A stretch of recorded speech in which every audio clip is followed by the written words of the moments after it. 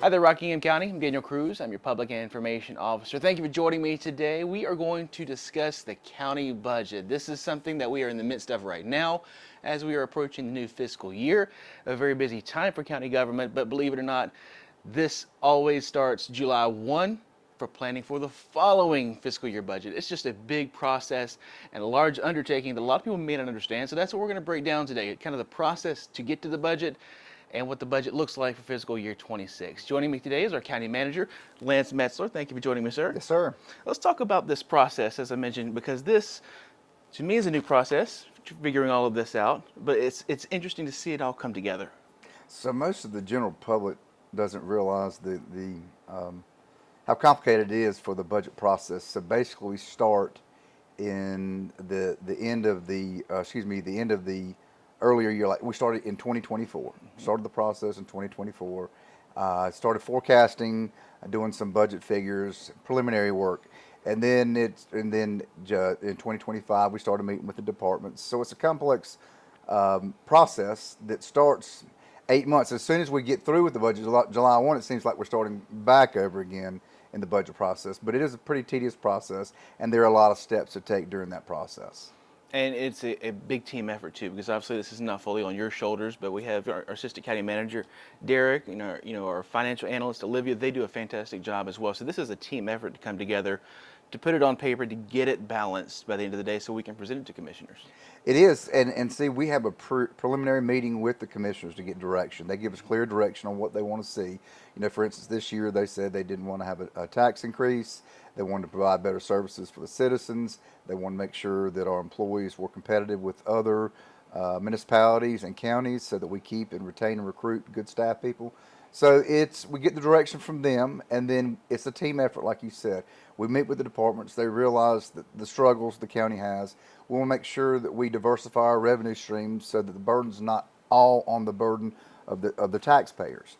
And so we want to make sure that with that we promote economic development through bringing in new business and industries so that it can diversify those revenue streams. And this year, kind of looking at it, we all know that there's been financial struggles for municipalities across the country, the state, and dealing with inflation and trying to do more with less. And the same can be said for us to a point. The commissioners not wanting us to raise the taxes meant we had to do the same amount of services and still kind of deal with some of those inflation numbers, but deal with it with the same amount of money. And that was very important for them, and that was the job that you're facing this year. Yes, so we did have a huge demand. Obviously, the Southeast Consumer Price Index went up by 3%. So that's just a gradual growth. We had increases that normal people don't see, like retirement, and just a lot of the things that are needed for governmental operations that you just don't realize. I joke around and tell people that the budget that we have this year is half the size of the Bible. The Bible's 1,200 pages. This is close to 600 pages. So it is a very detailed budget. It's a lot more detailed. It's grown more transparent over the years. We believe, with the commissioner's leadership, we believe that accountability and transparency is vital. And so if anybody from the public either gets on our website or Facebook or comes in person to look at the budget document, they can read basically where every penny's spent. I take pride in that, and I think the commissioners take pride in that, and our staff takes pride in that. I think a lot of folks in the financial world know the name Dave Ramsey, and he's famous for saying every dollar gets a name. Yes. So these 600 pages, every dollar that the county takes in truly gets a name. Every penny gets a name. And so that's important for people to realize that when they're looking through this document, that every tax dollar that comes in has a place that it goes. Yes, and when I look at that basket and there's that $1 left, the question comes, does it go to public education, does it go to public safety, or does it go back to the taxpayers who put that dollar in there in the first place? So again, it's important to make sure that we're accountable for every dollar that's spent. And we'll look through some of the highlights from this year's budget, but everyone comes wanting more because everything changes. People need more. People need upgrades, changes to buildings and that sort of thing. So, you're faced with, can I give this to them this year, or maybe we can cut back on something else to make that happen? It's a juggling act. It's a difficult balance, but the departments that I work with and the agencies that we work with, such as the schools and community college, sheriff's department, register of deeds, we work together as a team. They understand the struggles. They understand the pressures that our commissioners have to make sure that we have a solid tax base, but not to be too far up in tax rates, so that we can make sure that we understand what the folks need here. And this year's budget, how much are we talking? What's our dollar amount for going into 26? Roughly $129 million as far as the general fund. The total overall budget is $175,000, but that includes a lot of the other restricted funds that are used. But your main fund that you look for is the general fund, which is $130 million.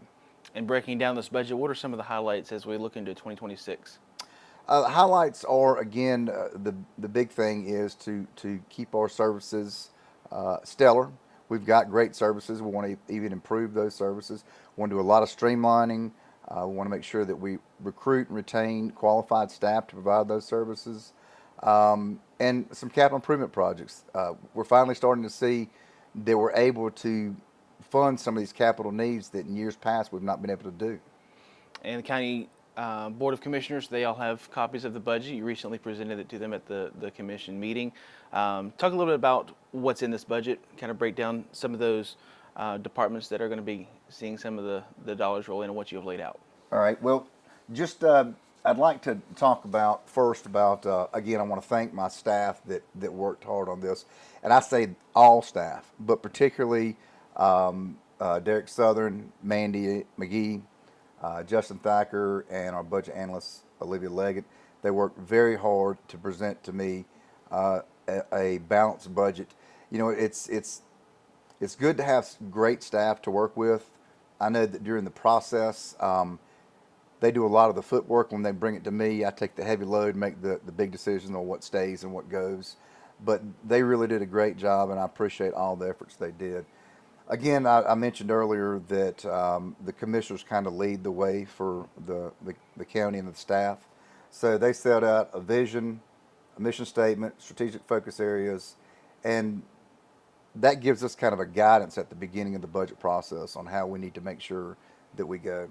The guiding principles they gave us again were no tax increase, maintain a competitive pay structure, and identify ways to improve employee retention, and to continue to develop the capital improvement plan. Again, the commissioners in the past, we really haven't had a capital improvement plan that's focused. We've recently created one that's focused, and we actually have dollars to go towards making improvements where improvements are needed. We had buildings that were falling apart, and now we're able to do modifications and make sure that we take care of what we have. Again, I said the formal bidding process, the budget process started in 2024, so it is a tedious process. No tax increase. Our recommended rate is to stay at 58.01 cents. Again, our general fund budget is $129 million, which represents about a 2.73% increase from this past year. The value of the penny. So the value of the penny is important. The value of the penny is $1 million, roughly $1.3 million, which is roughly $62,000 more than it was last year. So again, every penny counts. In revenues, the county projects a $12.7 billion tax base. The ad valorem is the largest source of discretionary revenue, and it's three different parts: real and personal property. It's looking to increase about 4.85%. Public utilities is expected to increase by 4.29%, and motor vehicles is projected to increase a little more than 1%. Our collection rate is slightly lower than last year, but since we had a reevaluation this year, it's made it a little more difficult for the tax department to collect this year. The ad valorem will yield about $72.9 million compared to our projections from last year, which was around $69.4 million. Sales tax is important to talk about. Sales tax is expected to yield a little under $16 million, which this doesn't include the quarter-cent sales tax. And this reflects a small decrease, but you have to remember sales tax is better than pre-COVID, but it's starting to plateau now. Other key revenues, our EMS fees are expected to increase slightly. We have seen a decrease in interest earned as we know the economy is changing, so The interest has changed a little bit, so we're not anticipating it to grow. Inspection fees have increased a little over 100,000. We haven't changed our inspection fees since I've been here, so it's been a long time coming for those fees to be changed. We are recommending to use the fund balance, around $4.5 million from the fund balance. 2.5 is a normal plug that we put in there. That's expecting things such as staff not being lap salary and expenses not being spent during the year. 480 of that is for public safety, and again, those are positions that aren't filled throughout the year. We have around $200,000 for one-time purchase vehicles. We have a little more than $16,000 for a smoke exhaust system over at the jail. This will come from the canteen funds. We have right at $30,000 from the canteen funds for the Veterans Treatment Court, and $100,000 in the canteen funds for the jail general insurance. Talk about briefly about the expenditures. I'll break it down to you. We are recommending 9 different positions. 1 position in animal shelter for coordinator. We often have times where staff's in the back, they can't be out there. We need to make sure that we have somebody there full time to address the public when the public needs assistance. Looking at reclassifying a position in social services, 2 new positions. Overall, we have a need for additional staff. We had a lot more requests than staff, but we made sure that we tried to maintain the line with only the positions that we need. We are, again, trying to keep up with the constant battle with the municipalities and the counties to, as I mentioned earlier, to recruit and retain. So we've got some things in the budget to help address those. Our capital improvement plan, again, it's a little less than $2 million. It includes projects such as the agriculture center. It needs the flooring. The flooring's been there since the school was there, so we need to change the flooring there. Some jail updates, just in general. The jail's 12 years old. People live there 24 hours a day, 7 days a week, so there's some modifications that need to be made there. And we have MDTs for public safety that need to be replaced. Also, we have some funding in there for building expansion.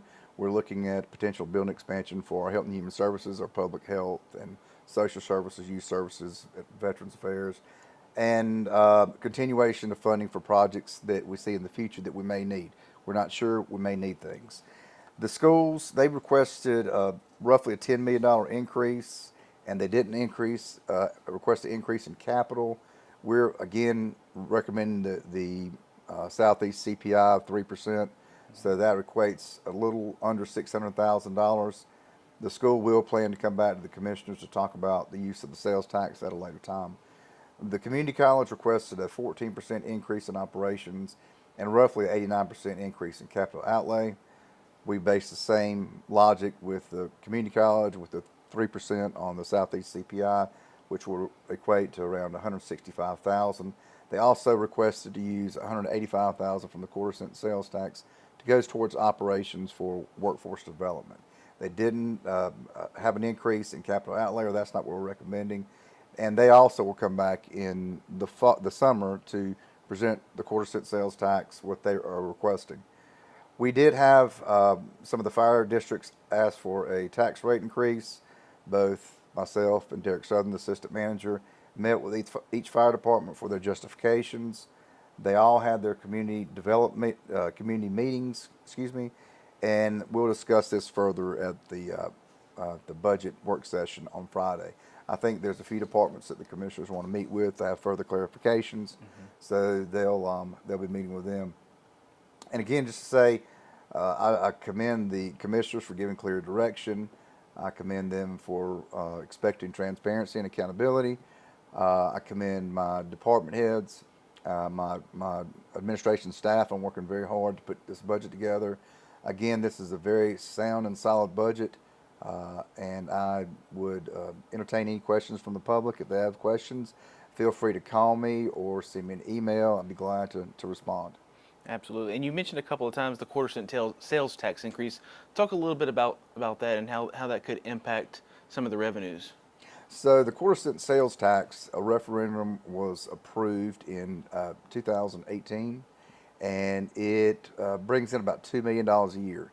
And the commissioners dedicated that money towards the community college strictly for workforce development.